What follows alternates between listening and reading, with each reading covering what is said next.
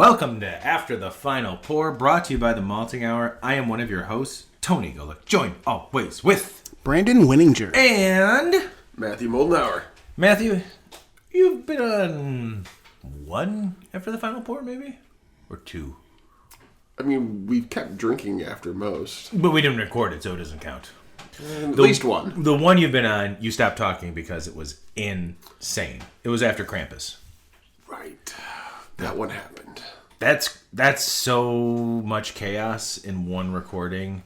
The most chaos ever, to the point where it as much as we want this to be like you're hanging out with friends drinking, that literally turned into like sitting in the middle of a bar. Yeah. Can we do, next time that we have Trevor and Tim, we can do like around the horn where you guys have a mute on the mic? I mean, we can try it. I don't know. Hey, and by mute, I mean duct tape over there. Brandon and I are talking about the mixing board. We might be upgrading the studio just a little bit. Just a little bit. We'll see what's happening. But that's not why we're doing this. Matthew, what beer did you bring to share with us? I brought some Dutch Bag. They're... The fuck do you call Brandon? I mean, I called him a pretty odd duck. That was smooth. That was really smooth. Just like the beer. Okay.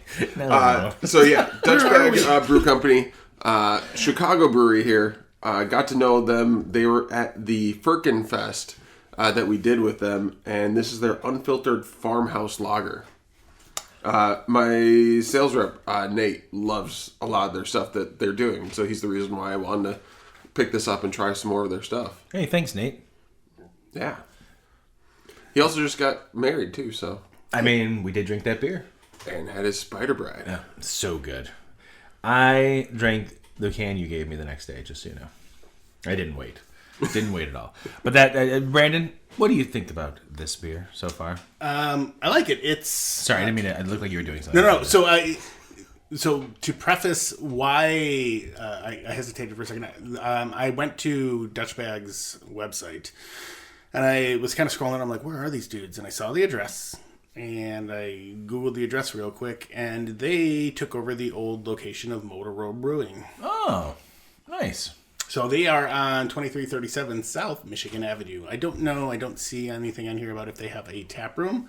I feel like Motor Road did. I don't know if Dutch Bag does, though. Maybe they're just working on distribution and making beer. I think they do, because they're doing some cans, but No. that might be, some fake news. Classic Matthew with his fake news. That being said, it's different. Yeah. It's not... I don't know what I was expecting. And I'm getting, like, when I taste it, I'm getting, like, two different things at the same time. I'm getting, like, almost a bitterness, and then I'm getting a lagerness, like, at the same time. Like, Lagerness. like a both. I like that. I don't know, but it's on, like, both sides of my tongue. I'm feeling, like, bitter and then, like, clean. Yeah. Like, at the same time, I'm like, well, this is freaking weird, but it's enjoyable. It's not like a hoppy lager as much as it is like a lager that has the bitterness of a nice pale ale. Yes, but it also has kind of like that farmhouse saison, There's like that French nose to it that has like hay. Like I know that there's little like grassy. That, yeah. There's like, and that's like in between of like the sweetness of a lager, and then there's that like grassiness, and then there's bitter. That's what I get as I'm drinking this beer. Yeah, and I thought you were reading from the label here because they say that it's equally inspired by hoppy farmhouse ales and old UK pubby bubbly lagers. Which is something that you guys should do. Literally, like, what I was getting. Like, Exactly. And then they use 4 grains. So they use pilsner malt, rice, wheat, and oat for a little bit of a dry, lush body. And three different Michigan hop varietals. Michigan hops. Yeah. It's It's a weed. Norwegian yeast. It's weed. It's weed. I'd like. Clark's growing weed, so everybody else. I wish You might need to edit that. I wish Dan was here because I feel like this is a Dan beer. I feel like Dan would have a lot to say about this one. But Dan's not here. He's packing from Michigan. Go get some weed. This is different. It's different, and I like it. I don't know. It's like a pub beer. Does that make sense? Yeah. It is. And one of the things that I love and hate with like a farmhouse name. Yeah.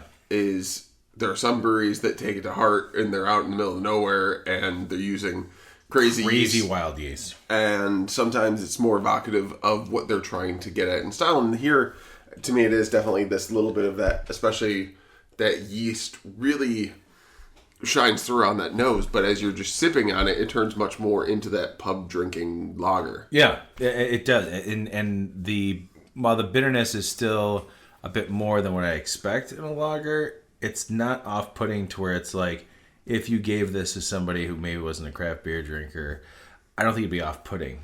You know what I mean? Like, there might be some little bit like, this is different. I don't know if I'd go to it, but like, maybe not for the average beer drinker.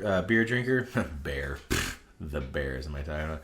The average duck drinker. They might say it's a pretty duck. And that is the episode. Brandon, how many ducks are you giving this? This is Duck, Duck, Goose. What are you giving it? I'm going to go 3.75. 3.75 ducks. Matthew? If you don't want to rate it, you don't have to, by the way. No, I mean... We give that option to all guests. Well, for me, and as or we part-time said... host. As I said before, like, to me, anything at, like, a 2 or above is, still drinking. To me, I would say right around the same thing, 3.5, 3.75. I actually really like it as it warms up. I think... I wish I had more. I wish I didn't drink it so fast. I think some of the volatiles of that yeast come off a little bit as it warms up, and you get a little bit more of that just really nice, easy drinking lager.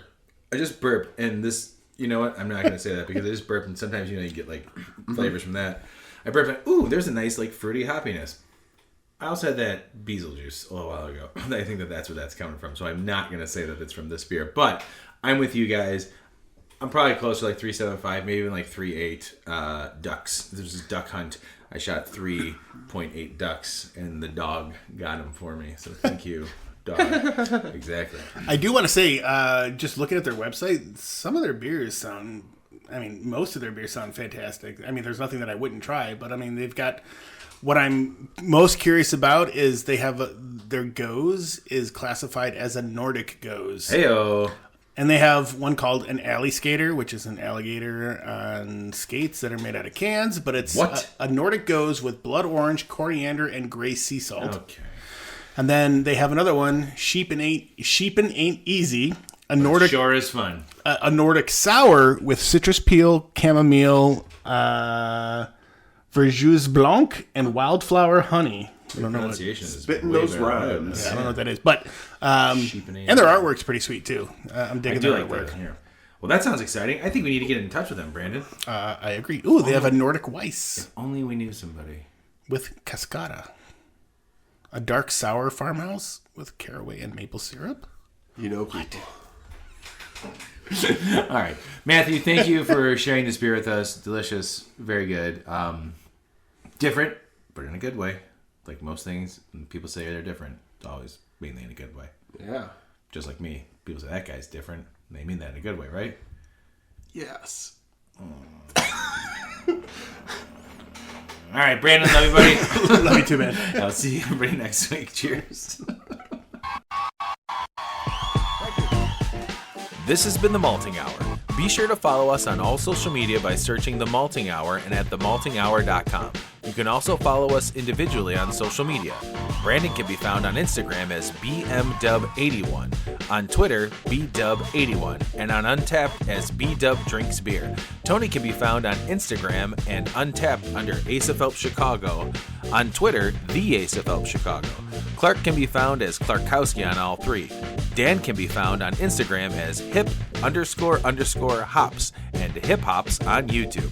Be sure to subscribe, like, and rate the show on your preferred podcast listening platform. Until next time, cheers from all of us at The Malting Hour.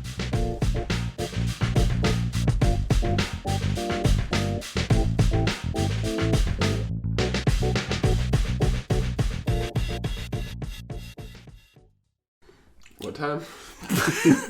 Same time, every time, Matthew. Same time. Same time, same place. Here. Yeah, if you got time, we'll be here. I'm gonna go to some pumpkin beers. Matthew's checking his calendar. I was like,